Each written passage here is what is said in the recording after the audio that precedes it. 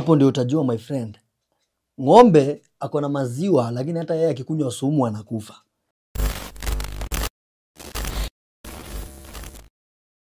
Kuna msee mmoja anaitwa Jonte.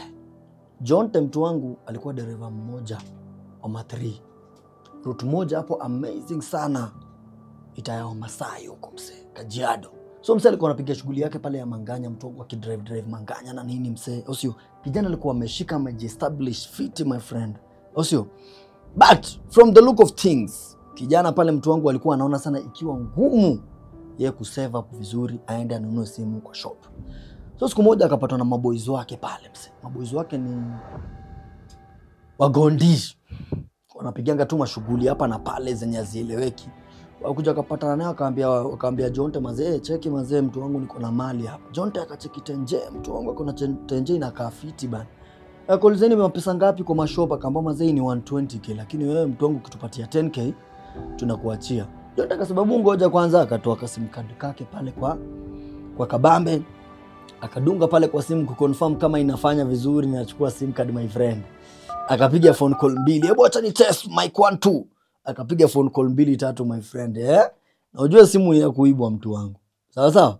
Simu iko na a very bad history. So unajua mtu wangu pale Jonte amejaribu na nini, akajaribu kunegona wale watu mazee, mimi sina 10k lakini niko na 5k mtu wangu. So akasema haiwezekani. Mwisho wale wasio akachukua simu yao. Jonte akafilia yako safe ajabai tu simu. Usi akajiambia at the end of the day hiyo hata ni simu ya biashara ya haramu. Wacha niachane nao. Jonte akarudi kupiga shughuli yake pale nini. After kitu kama 1 week hivi, Jonte akapigiwa simu mazee na manzi mmoja msee pale anaitwa Alicia. Jonte amebambika mazee, amepigiwa simu, ni aje mazee Jonte uko fiti?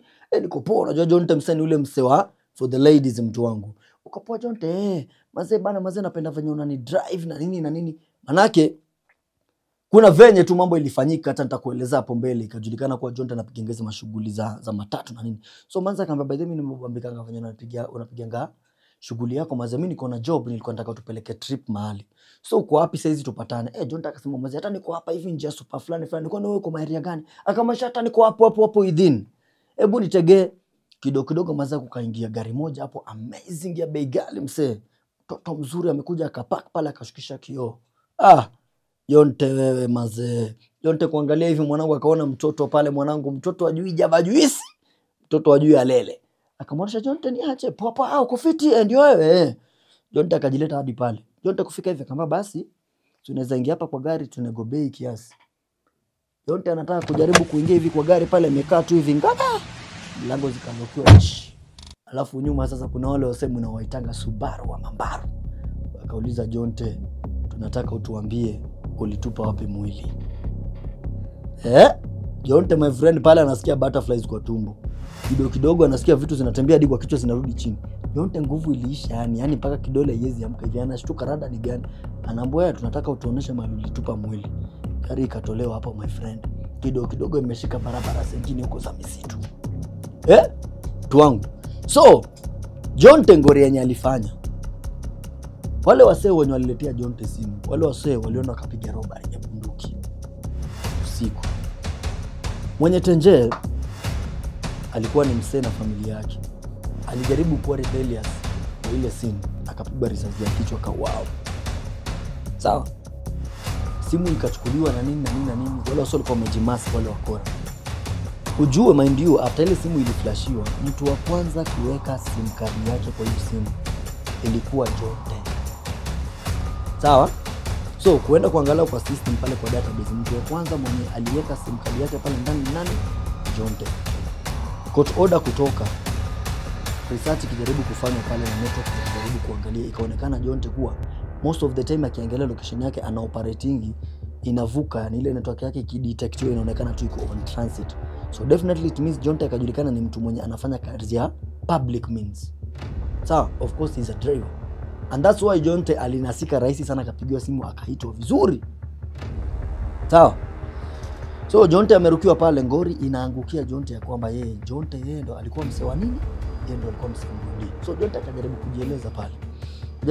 Akaambia sasa fanya hizi, tunataka ututolee hiyo mboki yenye unasema wao ndo walifanya hiyo maneno. So Jonte akabidi apigie wale maboys simu, "Fiti mko poa? Ile phone bado iko?" Wasio akaambia mazee simu bado iko. Na sio simu bado iko. Akasema basi mazee mimi nishajaza do. Simu kuje base fulani. Wasema mbio si unajua ni biashara, akajipeleka pale mbio. Kufika hivi mtu wangu anapatana na Jonte pale. Jonte akaonyesha mazee ndo hii. Jonte sio kuenda kutoa doa, anaanza kupatia wale wasee hivi. Mambaru ndo hao my friend, zimeshakukiwa. Kila mtu chini my friend, kwa sababu wanajulikana kama walifanya ngori ya robbery na bunduki, tumizi bado wako na bunduki. Wasio wakalazwa chini pale, wakajaribu kuarestiwa na nini. Mind you, wale wasee waligeuzia kibao Jonte mbele ya wale masubaru wa Mambaru. Wanaanza kumwambia Jonte, yani Jonte mazee, tunapiga ngama mboka na wewe na leo unatusaliti. Hiyo najaribu kusema kwamba pia Jonte ni one of them. Anapiga shughuli moja na wao. Jonte mazee ni last born kwao. Jonte anapiganga shughuli mtu wangu ya matri. Matri mamake ndo anampigia mtu wangu. Jonte ni hustler. Mamake ndo kidogo akona mshiko. Lakini kijana amejipata kongori yenye hata ajui ilianzia wapi. Kijana mtu wangu my friend alichotwa akapelekwa Endapa. Akapiga Endapa 5 years. Kesi yake ikienda kishinda kikuwa kisongezwa. Kidogo kijana akarushwa ndani ya kamiti. Sawa? Ujue kitu yenye ilisababisha kijana alienda ndani. Wale wenye walikuwa involved, wale the victims na wakora na nini. Waliletwa kwanza pale, wakasimamishwa, kina Jonte walisimamishwa na ile mbogi yote pale. Wale watu wakaulizwa, do you know these guys? Mnawakumbuka? Wakaangalia wale watu, wakasema si hatukumbuki hao watu kwa sababu walikuwa wamejifunika, but height zao zinakaa tu hivi. Ujue Jonte alionekana sasa hapo amepresentiwa na wale wasee wengine, wale wagondi. Officers wameleta kina Jonte, wamewasimamisha pale. Wale wenye wale ma complainants wakakuja wakaangalia kina Jonte, wakasema sisi hatukuona sura vizuri kwa sababu ilikuwa ni usiku na wamejifunika, but height zao wanakaa tu hivi. Kuna mse mmoja alikuwa identified hapo hivi kwa sababu alikuwa huge. Wakasema most probably huyu anaweza kuwa kwa sababu ya hii mwili, but hatukumuona sura vizuri. So ujue Jonte pia shaonekana na hao watu. That was for the first time wameoneshwa na officers kwa police station. Walipofika kotini my friend pale, sawa, wasio wamesimamishwa pale, complainants wako pale. Complainants wakaulizwa, unajua hawa watu? Complainants walioneshwa hawa watu na officers kwa police station. So wao si ati waliona hawa jamaa ile time kwa sababu ilikuwa ni usiku wamejifunika. Wakakuja wakaona hawa watu kwa court pale. Sometimes I don't know what normally happens in the system, but complainants walisema tunajua hawa watu walitufanya hivi na hivi. Ujue Jonte alioneshanwa wakiwa pale kwa police station. Au complainants waliona pia Jonte. Jonte anajaribu kujitetea, wale watu wakamwambia, unajua, akasema huyu pia alikuwa na wao. My friend anambia hivyo ndio Jonte alienda ndani. Jonte my friend alitoka Inda after shot andika Inda 5 years. Akaenda ndani my friend kamiti. Walibidi wa appeal kujaribu kufollow up na hizo makesi ni nini. Jonte alikuwa lucky enough time yenye judge aliamua anawaset free after wamesha serve 15 good years ndani. Na ni kwa sababu time walikuwa wanashinda wakiapili na nini wakijaribu kupunguzwa miaka, hata wale complainants pia nao walileta wapi kotini. Na ujue mmoja alikuwa amekufa. That's how Jonte alikuwa lucky enough kutoka ndani. And you, Jonte was the last one. Jonte alikuwa hustler. But mistake tu moja yenye Jonte alifanya, alichukua SIM card yake akaweka kwa simu ya mwizi. And that's how Jonte alijipata akielekea jela ngori ya mada. Anyway, kama now my friend, inamaliza with a very low tone kwa sababu I want you people to understand something.